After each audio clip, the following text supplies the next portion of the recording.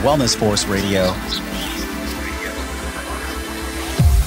Feelings are essential, but they can't dictate our actions. We literally infect each other with our emotions. We came here for a special purpose.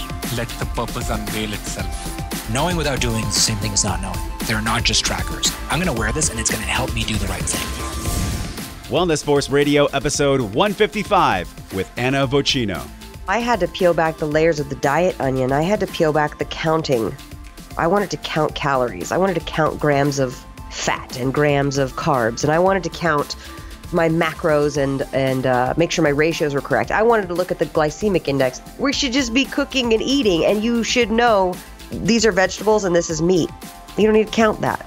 My brain changed when I changed the way that I ate. If you're going to cut out the sugars and grains, you've got to up the fat. People write saying like, I've been doing this for 4 days and I'm starving. And it's because they're afraid of fat, and you can't be.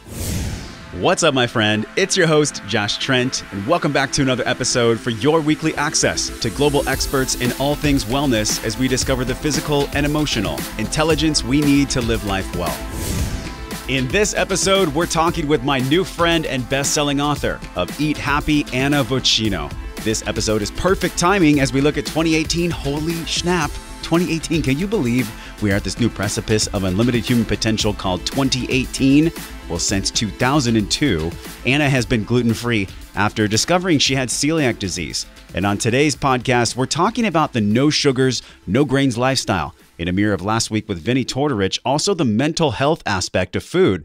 How understanding the bridge and connections between emotions and food can powerfully shift, at least in Anna's experience, and for millions of others across the world, these scientific reports of higher intake for quality fats, which fills the gap for letting go of processed foods and sugars. So if you're looking at a brand new you in 2018, this show will inspire you to dig into your relationship with food. And speaking about our relationships with food and with ourselves, if you have not tuned in to our Wellness Force Wednesday shows live on Facebook with our new co-host, Ali Waddell, what are you waiting for? Your show artwork, tap it, or head over to Facebook at 12 p.m. every single Wednesday Pacific Standard Time, where we do live Q&As and breakdowns of podcasts, as well as new topics around our relationships with other people, with ourselves, and with food. So in 2018, we're bringing you 3 powerful episodes every single week to hear on the podcast, spread out over iTunes and Spotify and all the other major channels. Just listen on your iPhone or Android, whatever you do, wherever you listen, we got you. Be sure to join us every Wednesday at 12 p.m. Pacific time on Facebook Live with our new co-host, Ali Waddell, who I'm just loving diving into these deep conversations with. Okay. Here is your breath break. This podcast is brought to you by our show sponsor, Organifi, creators of Organifi Green Juice, as well as so many other healthy products, including the red juice and the new one. If you saw on Instagram stories this past week, I've been going to bed with a new ritual of Organifi Gold, which has turmeric and all these great micronutrients that give me a better quality of sleep, which I'm actually backing up with the Oura Ring, which is a totally side topic. We have such an incredible show coming up with the founder of Oura Ring. Make sure you tune in the first week of January for that. But going back to Organifi, it's become my favorite way to get in micronutrients without having to spend 10 minutes cutting up all my veggies, getting them spread into the Jacqueline Steel juicer, and then cleaning that. It's a full production, if you know what I mean. And I don't even have kids. I can't even imagine the moms and the dads out there trying to juice while having kids in the kitchen. It sounds like a total tornado. So to make it easy this week and in 2018, getting in your micronutrients, pick up some Organifi green juice powder by heading over to shoporganifi.com. Because you are here and listening to the show, you get 20% off the entire website. The red juice, the green juice, the Organifi Gold, the proteins, everything for your jam-packed day. Give your body some love in 2018. Save some green. Enter your code WellnessForce at checkout for 20% off over at shoporganifi.com. Okay, on to the show, and I have a question for you. Whatever happened to enjoying whole, nutritious meals that you can cook at home with simple ingredients like vegetables and meat? Why did everything and when did everything become so complicated? Well, in this conversation with Anna, you're going to understand her viewpoint as a mother, comedian, actor, voiceover talent, and a best-selling author, how healthy eating can be simple and enjoyable. And by the end of this show, you're going to have some groundwork, some real practical, pragmatic things you can do in your day right now, tomorrow morning, that'll actually move you closer to where you're going in 2018. And we know that there's a cycle of recommitments for everything. So tuning into this show is a support line for you because, as Anna says, life happens. Things are going to happen. Sometimes you'll be able to stick to a way of eating, but other times emotional issues will get the better of you, and that's okay. When you're done emotionally eating, you'll simply be done with it. Let's jump in with Anna Vocino. So I am talking with my new friend. She's a comedian, an actor, a voiceover artist, a best-selling author, and she's the co-host of the top iTunes health and fitness podcast, Fitness Confidential with Vinny Tortorich. Today we get to drop in with the one and only Anna Vocino. How you doing today, Anna? That was such a nice intro. Well, look, you're a great person, so I have to at least deliver a nice intro. That's so kind. Hi, how you doing? You know, I'm fantastic. We've been trying to do this for a couple weeks, and now we actually get to talk about all these fun things, emotional things, and great things that we all deal with in this wellness world. Yep. You're celiac, and we're going to talk about you being gluten-free since 2002, emotional intelligence, how to have a different diet than your spouse. Making waiters roll their eyes since 2002. Can I have no cheese, no dairy, no grains, no sugar, but then extra lettuce, please? But extra lettuce, extra olive oil. Thank you. I am just so excited because you have such a dynamic personality. I feel like on our first call together, we could have recorded that, but I got to ask you. We probably should have. we probably should have. You have been all over the internet since 2002. Was the internet even around then? I think it was. Yeah. What is something about you that most of us don't know? You're a comedian. You're out there in the media. Like, what's something you don't normally share that's fun or unique about you? Well, after 18 years of marriage, my husband is a comedy writer, and he will reluctantly do stand-up. But because he's a comedy writer, I make him punch all my jokes. He reluctantly agreed to do stand-up, and he's so great. But we decided after 18 years of marriage, and we just sent our daughter off to college, we decided to write a dual stand-up act about marriage. And we get up on stage and just kind of lovingly rip into each other. And we don't have any evidence of this online because we don't want to put any clips online. We don't want our daughter to see it.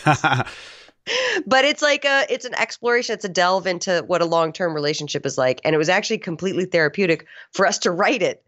You know, if you could take those painful areas of your life and then make a joke about them, you're doing pretty good. Oh my gosh. A lot of comedians actually have kind of darkness, and then they bring out the light, and that's what makes them so funny, right? You have to. It's almost an alchemical sort of experience. That's why we all laugh when we see comedy. And you're like, oh my God. You hear a premise and you're like, oh my gosh, that's me. Oh my gosh, that's my husband. Oh my gosh, that's my best friend. And you hear the joke about it, you relate, and you like blow off steam. You know what I mean? It's a nice thing. So we're doing that in comedy clubs in LA and New York. And that's something people probably don't know. Well, I guarantee people in the Wellness Force community have heard your voice because we did an episode with Vinny Tortorich that's coming out soon. I've already published a little bit of information about Vinny, but how did you and Vinny actually meet? Just tell the audience real quick, like what got you into podcasting? You actually had a podcast called Yoda and Me. Yes, I produced that podcast. And it was a comedy podcast, and the setup was basically like, what if Yoda was like a character actor who lived in the valley and he's just trying to get acting jobs, and he moves in, he sees an ad on Craigslist and moves in with a regular old roommate called Bill.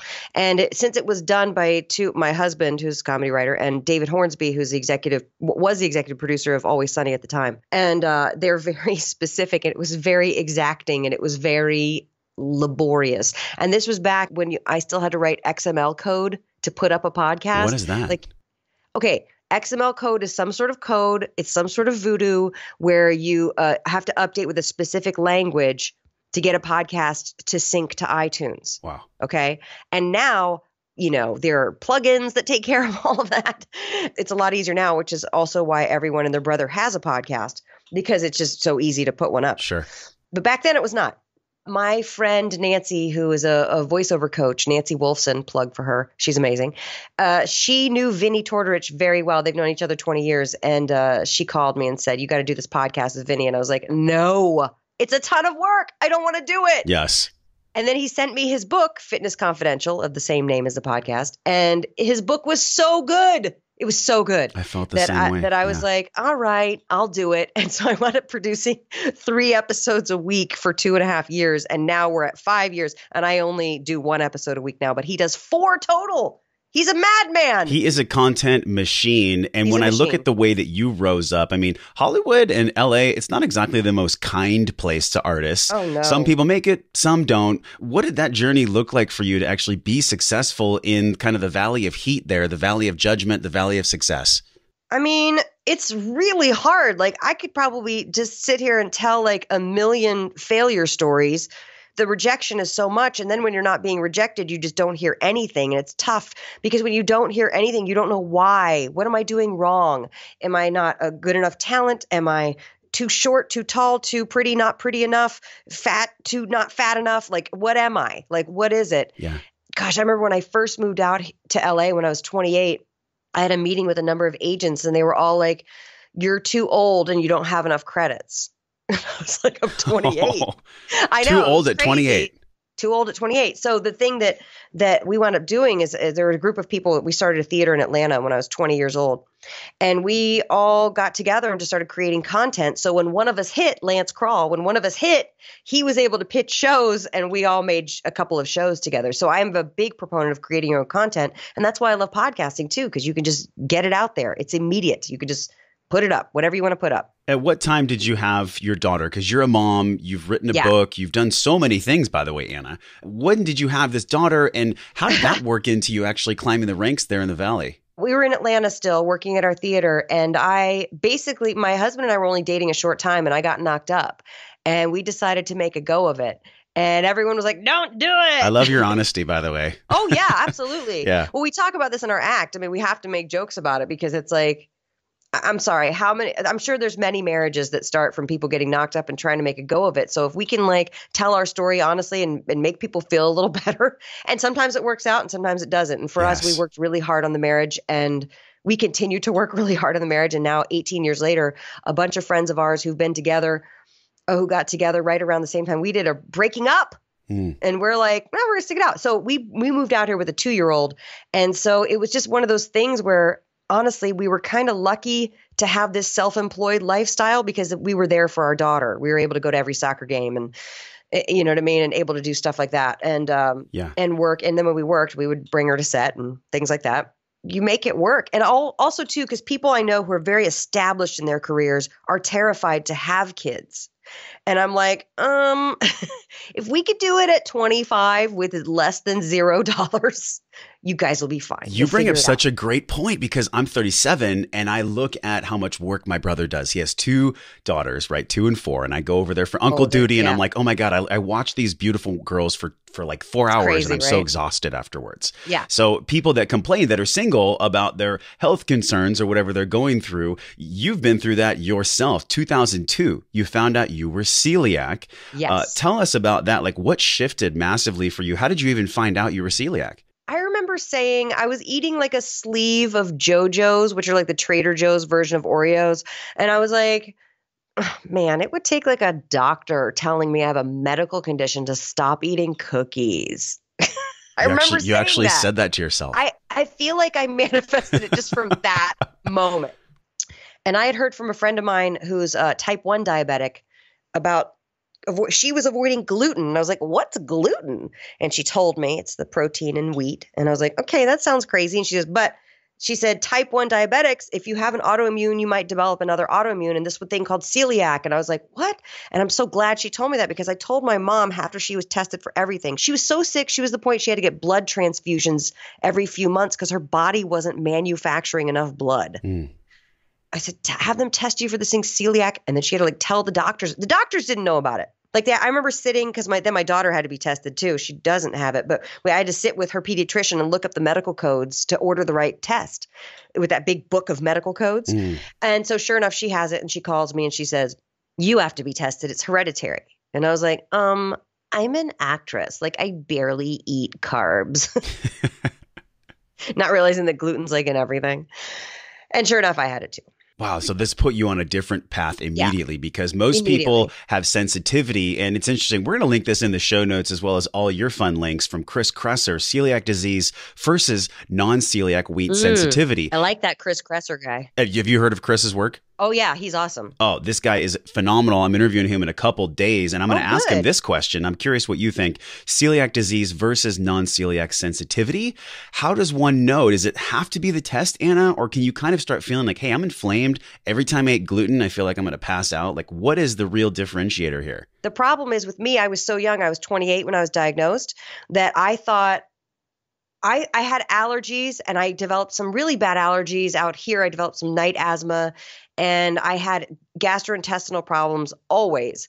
And I just kind of thought that was normal. That was just my normal. But other than that, I didn't have any of the symptoms that they talk about at celiac.com.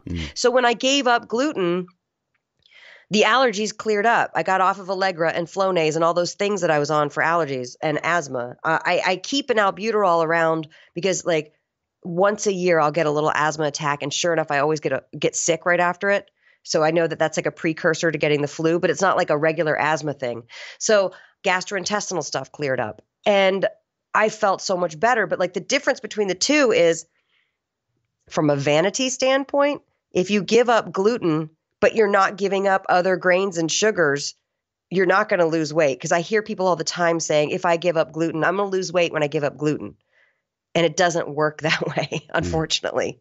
Some people it might, because when they give up gluten, maybe they're actually giving up other carbs as well, other grains.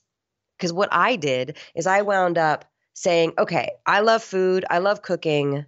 I started blogging at Gluten Free Anna. That was my site for years. And I was like, well, I'm half Southern and half Italian. And if I'm going to make these, I'm going to not miss out on good foods. I'm going to make, like, gluten-free lasagna and red velvet cake and key lime pie.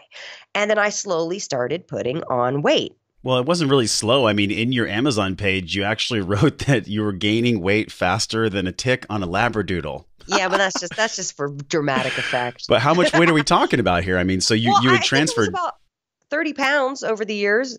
Keep in mind, when you're celiac, at least for me, I hadn't digested a nutrient in my life.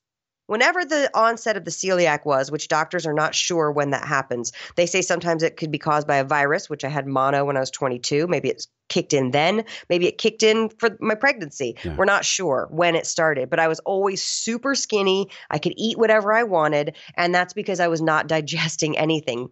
And the celiac is an autoimmune that kills off the villi in your small intestines. If you don't have any villi in your small intestines, you don't absorb nutrients into your body. Your gut is inflamed and you're a mess. Oh my gosh, I have like 40 questions. I'm just going to ask you one though. So you're going through all this evolution with your diet. You're cutting out no sugars, no grains. 10 years of celiac, and then 2012, that's what kind of inspired you to write the book. Tell us about the book then. So how did this book come through you? Did you like get a download from higher intelligence?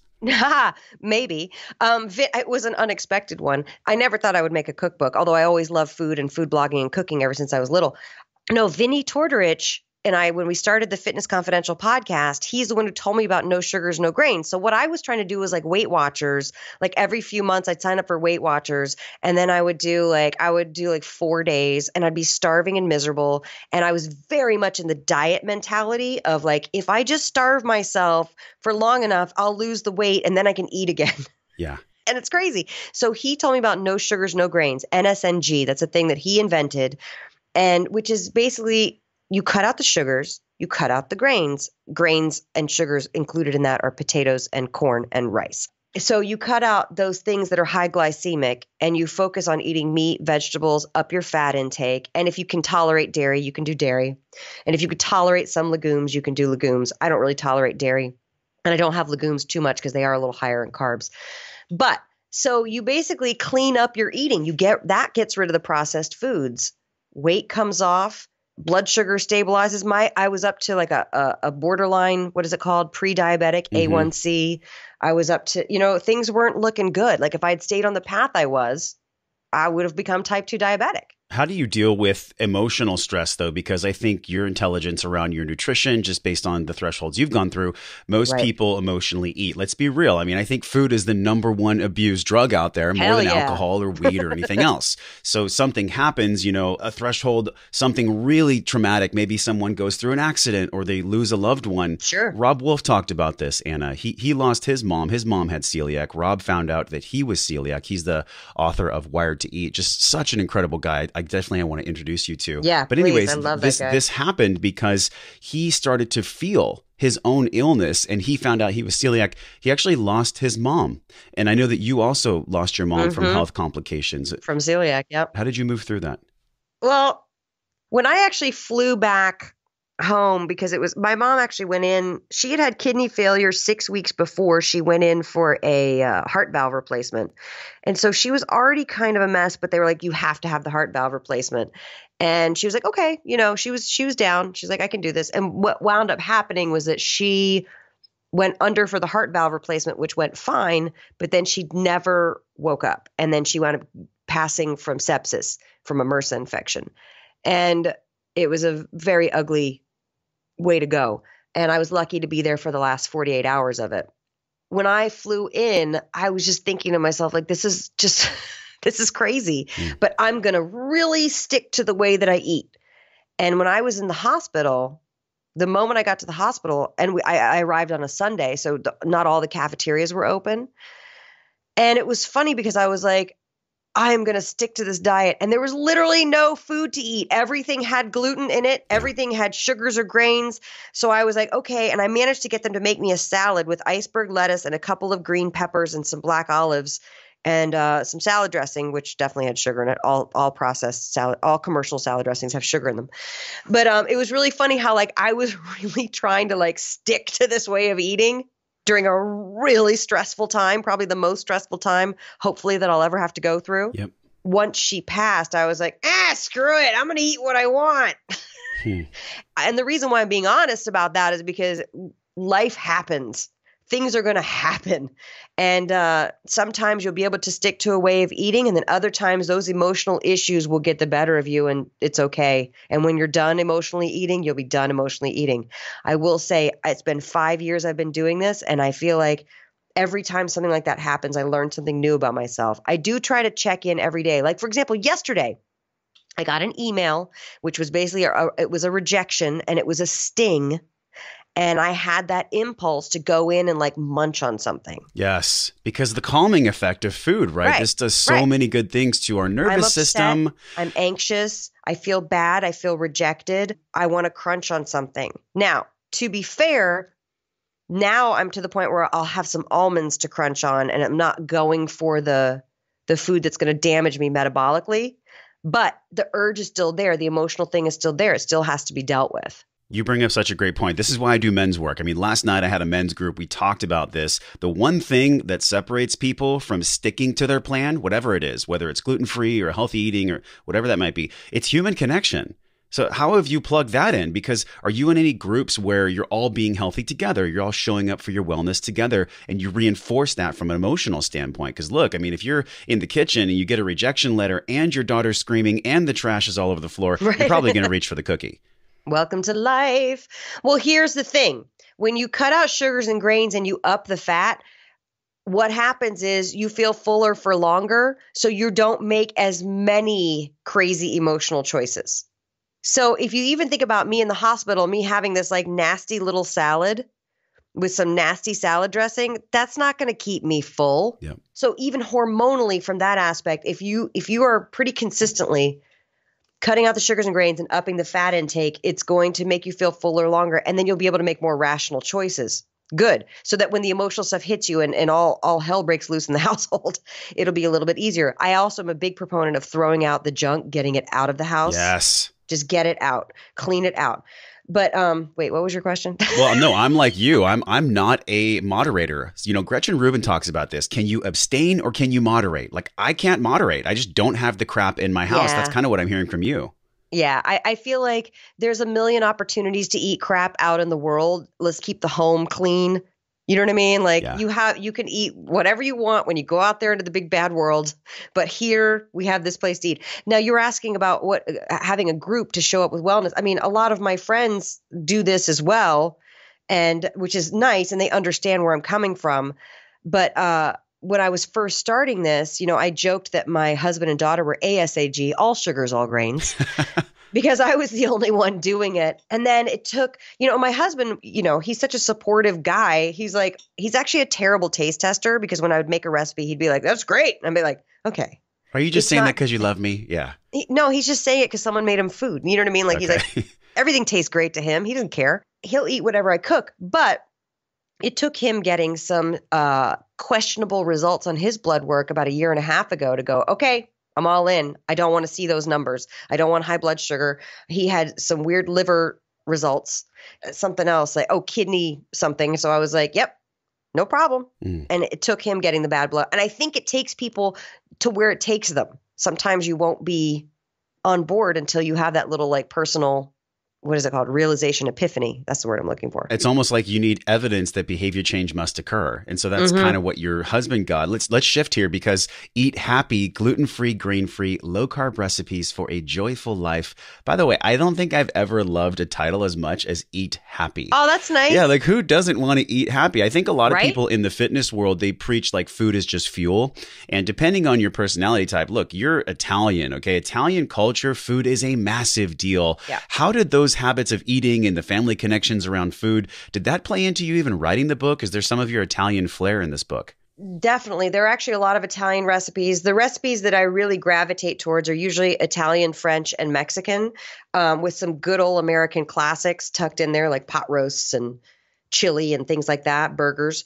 But yeah, I found Italian food, French food, and Mexican food are all very easy to do. And that seems crazy. Like, well, what about the pasta? Well, you make zucchini noodles and you can still do the exact same bolognese or pesto or arrabbiata sauce. Like you could do a whole bunch of things. So to me, yes, culturally, there's a lot of that in there. Overall, even more than the Italian influence, because for me, food is a happy thing. To be able to make choices on food because I'm not addicted to carbs anymore, to be able to choose what I want to eat and make it really yummy and make it fresh and whole foods is really important. And that's where the title comes in. My brain changed when I changed the way that I ate. My mom suffered from such terrible depression. I wish that I was able to get her on board with this so she could have enjoyed not being like having her brain stabilized. Fat will stabilize your brain. And it's a very nice thing, especially if you're subject to blood sugar swings and moods. Yes. Oh my God. So powerful. My brain changed when I changed the way I ate. The gut dysbiosis that people have, the food that we feed this body, we only get one and it's so connected to the brain. There's not probably a day that goes by where some new NIH study doesn't come out, Anna, that links our gut health to our brain functionality and our cognitive strength. What did you feel? Like, what was the biggest benefit when you shifted in 2012? What kind of clarity did you have upstairs? Gosh. Well, first of all, I had to peel back the layers of the diet onion. I had to peel back the counting. I wanted to count calories. I wanted to count grams of fat and grams of carbs. And I wanted to count my macros and make sure my ratios were correct. I wanted to look at the glycemic index. Ooh, thank you. My husband just walked in with 3 pieces of bacon wrapped in a napkin for me. Isn't that like an sweet? Angel. He's an angel. Okay, thank you. No, I want those. He's trying to take one of the pieces away and keep it for himself. I want all 3. Thank you. Yeah, I wanted to count. And that's a very pervasive, like, think of like people 100, 200 years ago, they didn't count calories. They didn't count fat grams. Like, I want to just be able to eat and know that I'm fueling my body. And I say very clearly in the book, because that's a actually fairly common question I get is, where's the nutritional information? I'm like, well, where's the nutritional information in a regular cookbook? It's not there. You know what I mean? We should just be cooking and eating, and you should know these are vegetables and this is meat. You don't need to count that. There's no counting. I understand to get a grasp on things, some people need to count, but I also know that the counting for me comes from a place of having to control things. And I suffered from anorexia when I was 15 to 17. And that is, luckily, it never got too advanced, but the mindset is always there. And counting for me plays into the control issue. So that was a big thing to peel back. Wow. I mean, going back to the brain piece too, I'm just feeling like the habits we learn as kids, Anna, you know, I used food to numb out. Okay. If I didn't want to feel something, I would just eat food when I was a kid. Yeah. And, you know, no surprise, I'm like 280 at 21 years old. And that's what got me into being a trainer because I lost all that weight. But when I look at what you said about your brain changed when you changed the way you ate, and then now you shared with us that you had this eating disorder. Yeah. How have you gotten through that? I feel like we learn these bad habits as kids and then we, as an adult, get over them and get through them? I was lucky because at a very young age, I saw I was not happy. I was going through some bad teenage years, and I could see that I was trying to control my body as a way of expressing that I didn't have control over what was happening in my outside world.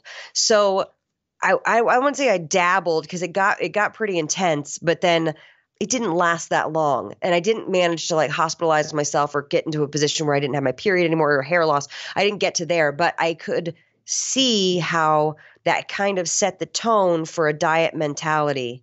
So whenever things got bad, I would just go on a diet. You know what I mean? Yes, I do. And so it was like, it became like a tinges of anorexia light that would keep resurfacing. So when I had to, for example, intermittent fasting, which I think is a really good thing for me, I noticed when I first was experimenting with intermittent fasting and going, from 12-hour fast to 14-hour fast to 16 hours, I noticed that it made me go, I haven't eaten in 12 hours. Let's make it 14. And then I would get to 14. I'll be like, let's see how far we can take this. So there's a little bit of that I have to be careful not to trigger.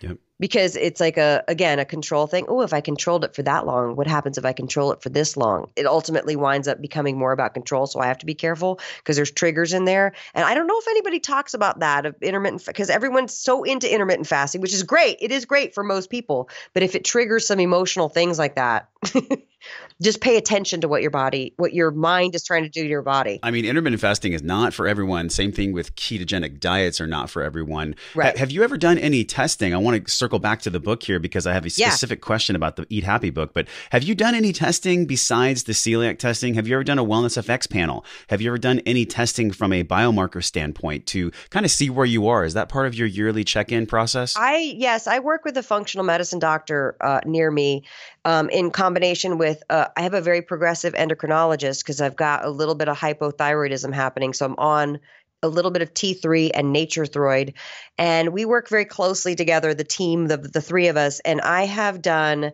everything from a stool test to every saliva test to the Cyrex array number 4, which will tell you all the foods that are cross-contaminant foods, meaning the body, the autoimmune system is recognizing all the elements in dairy for me and still doing the same attack thing when I have dairy.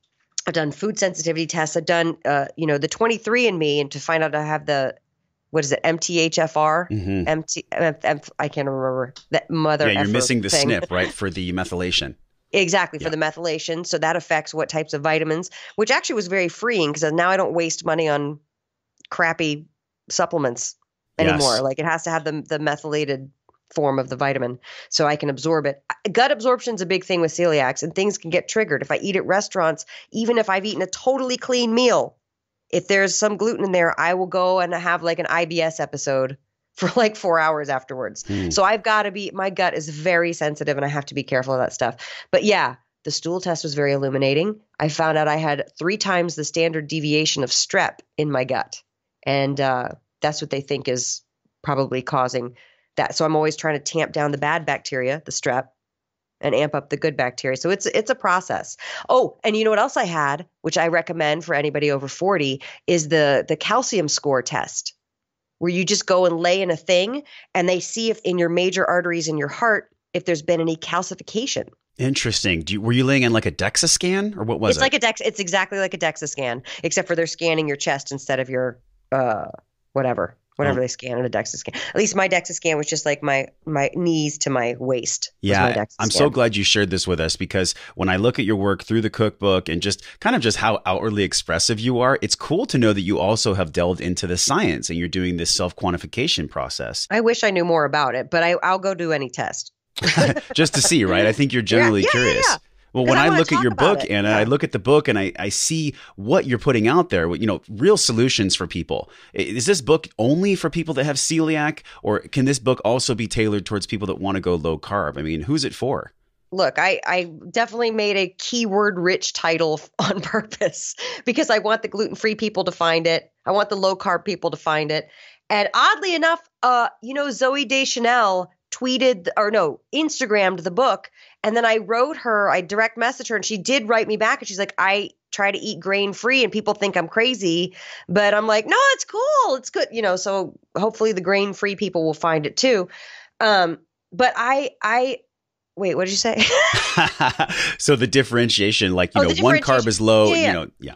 Look, it's a recipe book intended to be really yummy food that's easy to make at home, whether you're gluten-free or grain-free or low carb. It will appeal to all of those. Now, I will say, as far as low carb goes, I do have a different philosophy. I'm not like a lot of the ketosis low carb people who are into artificial sweeteners. I am not into artificial sweeteners.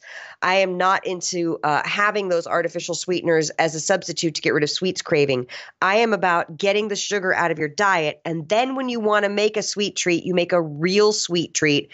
And 8 out of the 12 dessert recipes in the book have the least amount of sugar possible to make that dessert work, like the pumpkin pie.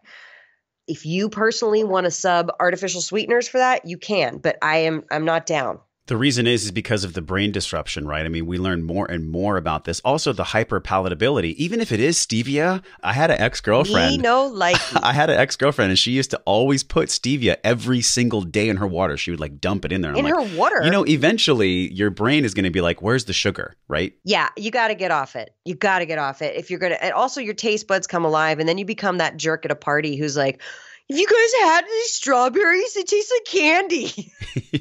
People are like, all right, you know what tastes like candy? Candy. The real thing tastes like the real thing. Yeah, exactly. Things taste better for sure. So in this marriage, you're married to somebody who kind of in the beginning wasn't really into no sugar, no grains, but had a shift.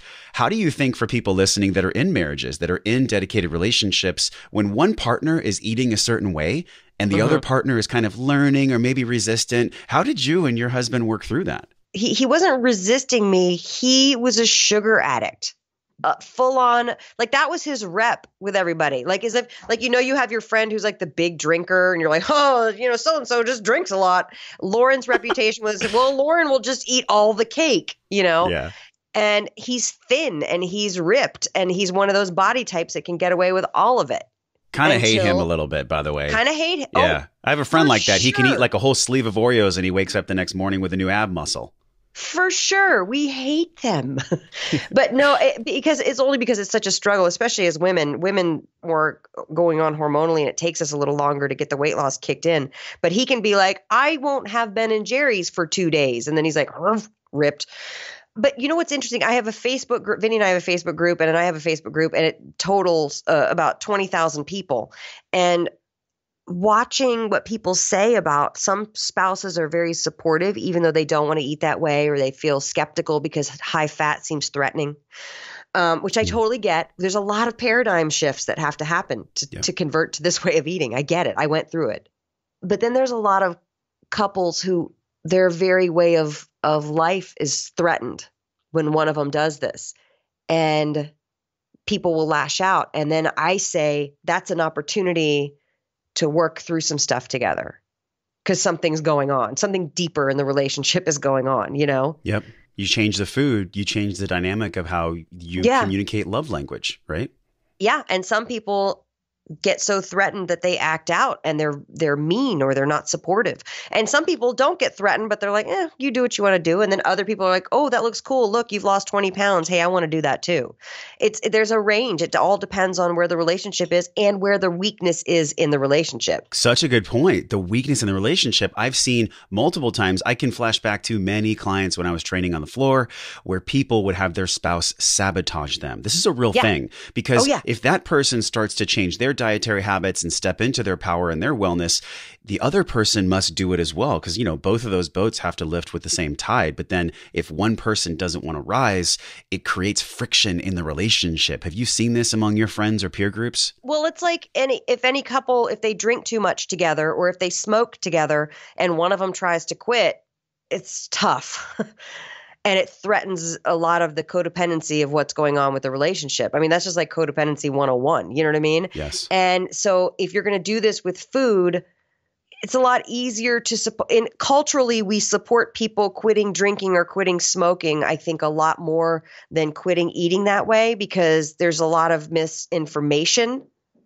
So they think that's crazy. If you eat just steak and vegetables, you're going to die of a heart attack. Yeah. And it's like, so I don't really support that. And I'm going to use this misinformation to judge you. You know what I mean? Wow. Whereas nobody would say you shouldn't quit smoking. Everyone says, yeah, you should definitely quit smoking. Of course, because people know this, right? Anna, I feel like whenever tobacco went into the Superior Supreme Court and got their asses grilled, I do believe that's eventually going to happen to big food. Do you feel like there'll be some point in the future where all of these chemicals, all of these additives, all of these things that are, quote, healthy, that are being sold to us by these mega corporations, they'll have to pay the piper at some point. They're going to have to. Just like tobacco. They're going to have to. It's going to shift. It's already, the tide is rolling. And in fact, when you see companies like, well, first of all, when you start to see companies do gluten-free everything, you can tell, oh, there's a market there. They can make money. Yes. When they start to do, you see more like paleo or low carb products at Whole Foods, it's because they see there's a way to make money. Grain-free now, as I'm seeing grain-free tortillas at Whole Foods and things like that, which if you read the ingredients still has quite a bit of carbs in it. But they're slowly shifting because they don't want to not make money. You know what I mean? Yeah. But I think that the sugar stuff is going to have to be held accountable. And I'll be shocked if in 50 years Coca-Cola is still in business in the States, at least. I actually had a dream the other day. I'm like, what would happen if like half the McDonald's in the world just burned down? Like, and those people got other jobs at healthier places. Don't worry. I'm not trying to get people out of a job here, but it's like, I don't know. I think back to when I was a kid and the way that, we're talking about how we eat food in relationships. Food for me, like we were on welfare and my mom would take us to Burger King when I was a little kid. And that would be like the biggest treat. And so for some reason, my emotional body, my heartstring has a connection to Burger King. So even when I drive by a Burger King now, I would never go in there. I haven't been in a Burger King in like 20 years, but it's still connected there. So you talked about counting calories being control and dogmatic eating, maybe even relationships. Mindless eating gives us that false sense of control. When people shift, what's an action step? They're in this relationship. One partner is going towards their wellness and they're having a struggle with their other partner, kind of not supporting them, not changing with them. The only thing that's worked for me is to just model behavior. You model behavior for your kids, you model behavior for folks around you, and then people will start to ask questions. And I got into trouble the other day because I was at a friend's wedding, and at the table, somebody said something just so wrong. They said something so wrong about that. I mean, I've spent 5.5 years interviewing the luminaries in this field, and it's just so funny. And all these amazing science authors and doctors and researchers. I'm so lucky. And then because I had a couple vodka sodas in my system, I was like, bah! And I barked. And that's the wrong thing to do. That was wrong. And then I immediately went, I'm sorry. I'm very sorry. Please forgive me. And then that person at the table who said that didn't talk to me for the rest of the night, which is totally understandable. But at least I apologized in the moment. But listen, you have to model behavior. Yelling at people doesn't work. Preaching to people doesn't work. People will naturally come to you. Everybody has been in that position where you're up late at night and you're Googling an answer to a thing that's really on your mind, that's really bothering you. Yes. We've all Googled like low carb or diets, or, you know what I mean? We've all been in that thing like, help me, dear Google, help me. Yes. People will ask you questions. You just have to keep living by example. And also, if you're the person in the house that cooks all the food, that's a big responsibility and a big chore and a big nice thing that you're doing for everybody else in the household. So guess what? They eat what you cook, or else they cook themselves something else. You get to make that rule. I loved how you said leading by example, because I found, and I don't know if you can relate to this, the more you try to tell, especially a family member, what they, quote, should be doing or how they should be eating, they'll almost not do it to you out of spite, right? So only you being the example will truly breed that inspiration in other people, especially in your tight-knit circle. Nobody likes a bossy know-it-all. Especially if you're at a wedding and you're there to have a good time. I want to shift here because we've talked about your cookbook. We're going to link that in the show notes. Eat happy, gluten-free, grain-free, low-carb recipes for a joyful life. By the way, not just for people that have celiac, also for people that just want to ditch the sugar and the grains. But there was something that came out yesterday, and it was from Club Industry. I want to get your take on this. U.S. obesity rates reaching historic high. CDC has came out with 70% now, 70%, of Americans have a body mass of 25 plus, classifying them as either overweight or obese. Ooh. What is the deal with this? I believe it's a sad and massive wake-up call to all of us, not just in the fitness space or the wellness space. I think, Anna, it's a combo of economic, educational, and societal, and kind of fear-mongering. And I do believe that, fear-mongering of the news media. I mean, if there's a time to rise, don't you think it's now? I mean, we're both like trying to get the message out there as much as possible. Look, we keep getting the message out there, and people who are seeking the information will find it. Keep sharing the articles. Keep sharing. That's all you can do, is just keep being vocal about it and keep choosing with your wallet too. Yeah. If everybody stopped buying Pop-Tarts tomorrow, they would stop making Pop-Tarts. It's such a simple concept, but it's so radically true. It's like, and this is why I believe, shifting back to the media narrative, we see in the media our fight with fat, how we're going to beat the battle of the bulge. Like there's all this language around how stressful and tedious and everything. What if we actually just focused on more? Like what if we focused on gaining quality of life, gaining energy, and then weight loss is the byproduct? How powerful do you believe language is for people, Anna, when they look at changing their eating habits or letting go of weight? Well, I tell you what, letting go of weight has always been a vanity trigger for me. And what's interesting is that the real benefits are the health benefits and the being happier benefits, like not having to, just stabilizing my brain. It was a much better benefit than losing weight, which is hard to say because it's like, yeah, but losing weight is everything. But it's like, it's not. It's so weird. Like the losing the weight becomes like a secondary benefit of it. Oh my gosh. Drop the mic right there. Pause. Take a breath. What Anna just said kind of was everything in the underbelly of our episode here. It's like the health part, driving and seeking these health factors. Yeah, the weight loss will come, but it's almost like paradoxically, if you seek only weight loss and you're willing to do whatever it takes to lose weight, the health is harder to find. It is. And it becomes about comparison. It becomes about all those other things. And it's funny, but also at the same time, if vanity is the trigger to get you in the door, cool. Like, That's fine. Yeah. Whatever. Doesn't matter. Right. If you want to look good naked, that's fine. That's one motivational piece. But what continues to motivate you now? So you've written the book, you're on the podcast with Vinny, you're helping literally millions of people at least become a little bit more aware. I hope so. Yeah. What motivates you now? Every day about 4 p.m. Pacific, I start to get pictures of people's dinner, of what they've made from the book.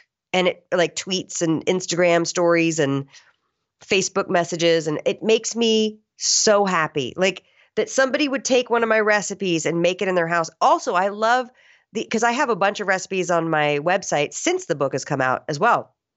And so I can put up a recipe and within a week, hundreds of people have made it and are putting up pictures. And it makes me thrilled that I'm helping people find good things to eat, that I'm getting families back in the kitchen. That's important to me too. It's like we've lost this evening dinner thing. And I get it. I raised a kid. Life is busy. But the times that you can make food and sit with your family or cook food together. My husband now knows how to make everything that I know how to make because he's now in there. He didn't used to know how to make anything. Yeah. He grills all the food now. He grills all the meats. In fact, I have to ask him. I'm like, hey, I have to stand with him and be like, hey, how long do we grill this chicken thigh for? I don't know. Because I don't know about the grill. He does it. So it's become like a family thing and getting families back into the kitchen. Now, my daughter, about a week before we took her to college, was diagnosed with Hashimoto's, which is an autoimmune disease of the immune system attacking the thyroid. Yeah. She's exactly like my husband. They're built exactly the same, tall and thin. And she had lost 18 pounds over the past year. And I was like, something's going on because the kid eats. I watch her. Took her to my endocrinologist. Took her to my functional medicine doctor, get all the labs back. Sure enough, it's Hashimoto's. Now, there's not much to do because she's producing so many thyroid hormones that's why she's lost all the weight. This will happen when you're young. And then when you're about 30, 35, your thyroid just gives out because it's been attacked so long that then you put on a bunch of weight. Yeah. And then you're like, how do I fix this crazy thyroid? So she's, lucky to find this out at a young age. But when someone's about to go to college for the first time, and then you find out you have to deal with this. So basically now she's had to give up gluten, and honestly, she's going to have to give up dairy too. But she doesn't know that part yet. Let's just get her going on the no gluten. And it's a very interesting thing, but listen, if you find out these things at a younger age, you're going to save yourself a lot of heartache down the road. This is so powerful. And I loved where we've gone in this conversation because we talked about, yes, the scientific portion of it and how to, the nuts and bolts of changing the diet. But I also feel like we've touched on the emotional part. And my last question in regards to this emotional piece is around the change. People go through a behavior change element. There's so many books, so many speakers, so much information out there about what really takes successful behavior change to the next level for your daughter, for yourself. I mean, what do you believe is maybe 1 to 3 things that really drive success when we look at behavior change, long-term behavior change in regards to our food and our exercise and our sleep? I guess the first one that I would say is, which seems a little counterintuitive, but I would say be more easy about it. We have a tendency to want to beat ourselves up. We have a tendency to be like, oh, I ate that thing and I shouldn't have. I had a bite of that and I'm such a jerk and you're a loser and you're never going to lose weight if you do that. Just calm down. And I'm the worst at it too. I'm the hardest on myself. And I have now learned that, like, okay, if I'm out at a friend's birthday and I had the best intentions to not have sugars and grains and I got caught up in it and, oh my gosh, they have gluten-free cookies. I'm going to have one. And then I'm like, oh, you dummy. Why did you have that cookie? Calm down and just say, you know what? Just get right back on it. Just get right back on it. That's a trick. Because if you beat yourself up too much, guess what you're going to do? You're going to go binge some more because you feel like a piece of junk. Yeah. You know what I mean? Yeah. So you're going to keep binging. Another thing that I liked, it was a book called Intuitive Eating. They're not talking about any particular diet, but just it helped me to get in touch with like the emotional thing that's happening behind the thing. And their philosophy is that we should be able to use our intuition to eat when you're hungry and stop eating when you're full. And if emotional stuff is getting in the way of that and you're binge eating, I just like that book, Intuitive Eating. And I can't remember who wrote it, but definitely it's a very powerful book. Well, we will link that in the show notes for sure, Anna. Thank you so much. This has been awesome. You. This is and I want to hear your interview with Chris Kresser. This is going to be cool. Oh, yeah. I'm going to link that. Now, look, you guys have had him on the Fitness Confidential podcast, I'm sure, right? I don't think I've had him on when I've done an episode, but I would love to. Okay. Well, he's coming out with a new book. It's called Unconventional Medicine. You got to check it out. Sweet. Now, this is the very last part of the show. It's really fast, and it's 7 questions for an author who happens to be a mom, who happens to be a comedian, who also happens to be a podcaster. Yeah. But the first question is, Anna, what makes you laugh the most in life? My husband. What about your husband? Well, he's the funniest man I've ever met. And, but that being said, he has to work for it. Like, not just any old joke of his. He's got to he's a very quick guy. And he makes me laugh the most, which is good because we write comedy together. I feel like he's got to be quick with you. I mean, you're an actor and a comedian. Like, he's got to be fast. Yeah, he's got to be fast. What is your greatest edge right now in life? In other words, what's a lesson that you're coming back to and continually learning on? The rejection that happened yesterday, just dealing with rejection and getting shot down and not taking it so personally. I'm working on that. What is a book or maybe a few books that you've read in your life that have really empowered you the most, either in your diet or your exercise? Oh, goodness. Well, Intuitive Eating was one. Gary Taubes' Why We're Fat and What to Do About It. Is that what it's called? I think so, yeah. Fat. Or Why We Get Fat, something like that. Why We Get Fat. And I love Gary Taubes. I love Nina Teicholz's book. And I loved... I should have Googled all this beforehand. The lady who wrote The Secret Life of Fat. Oh, yeah. Dr. Sylvia Tara. Sylvia Tara. That's it. She was so great. I love that episode with her. What changed the most when you became a mom about the way that you approached your wellness journey? In other words, what changed in your eating, sleeping, and moving when you had your child? My daughter didn't sleep through the night till she was 2.5, and I still have messed up sleep because of that. So that's something that I still struggle with. What is one food you take with you no matter what travel plan you're on? What's a healthy snack or a few that you just throw into your bag for you that works? I always bring almonds and one of those epic bars, the bison kind. Do you do the jalapeno one? No, okay. The bison with no, you're talking about the habanero one. That's too much. Okay. The bison with it has cherries and some kind of nut. Now, if somebody's inspired by you, because obviously they're looking at your cookbook, they want to give this a shot. What is one action step besides picking up Eat Happy that they can do today to start living this lower carb, no sugar, no grain lifestyle? Don't forget to up the fat. If you're going to cut out the sugars and grains, you've got to up the fat. People write saying like, I've been doing this for 4 days and I'm starving. And it's because they're afraid of fat. And you can't be. You have to like drizzle olive oil over your vegetables. Yeah. Eat the marbling in the ribeye steak. Get full. Anna, this has been great. The last question here is around wellness. So you talk a lot on Fitness Confidential about fitness, nutrition, mindset, but here on Wellness Force, we always talk at this intersection of truth at emotional and physical intelligence. When we look at that intersection for you and all you've created and really all the people that you're helping now, what is wellness to you? I mean, how do you define wellness in Anna Vocino's life? Oh, gosh. Well, let me just come up with the most perfect pithy phrase off the top of my head. What is wellness to me? Wellness to me is just every morning I get up and I decide that I want to feel good that day. And then everything that chips away at that, I try to soothe or be in touch with and make peace with and take as a learning experience. So wellness to me is that. And whether it's about food or my career or my weight or whatever's going on, wellness to me is being in touch with what I want and always be working towards it. Anna, thanks so much for sharing your gifts on the podcast. Your website Thanks is for having me. Anna Vocino, ANNAVOCINO.com, where you can get the Eat Happy Cookbook and write you on social. Where can people find you on social? Can they post pictures of themselves enjoying miracle noodles while taking a swim? Absolutely. Anna Vocino on Instagram, Anna Vocino on Twitter, on Facebook. There's an Eat Happy Facebook group as well. Where there's lots of people. If you ever have any cooking questions or anything or low carb food questions, that's a great resource. People are very active in that group. Yeah. Anna, I like you. Thanks for coming on the show. You too. Thank you.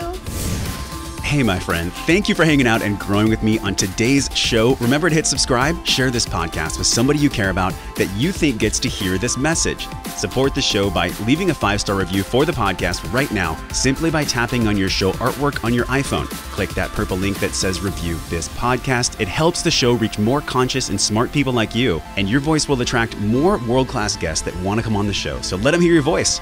For all the downloads, videos, links, and free resources mentioned on the episode, go to wellnessforce.com/radio. And while you're at my house on the web, join us in the Wellness Force community newsletter on that page, and I'll send you 4 free guides around staying healthy with your eating, moving, and sleeping while you travel. Join a group of people like you over at the Wellness Force community Facebook page. This is where we talk about the things that really matter. We share our wins, inspirations, struggles, and a lot more. So join us, tap on the show artwork on your phone, and hit that purple link that says join the Facebook group, and I will welcome you at the door.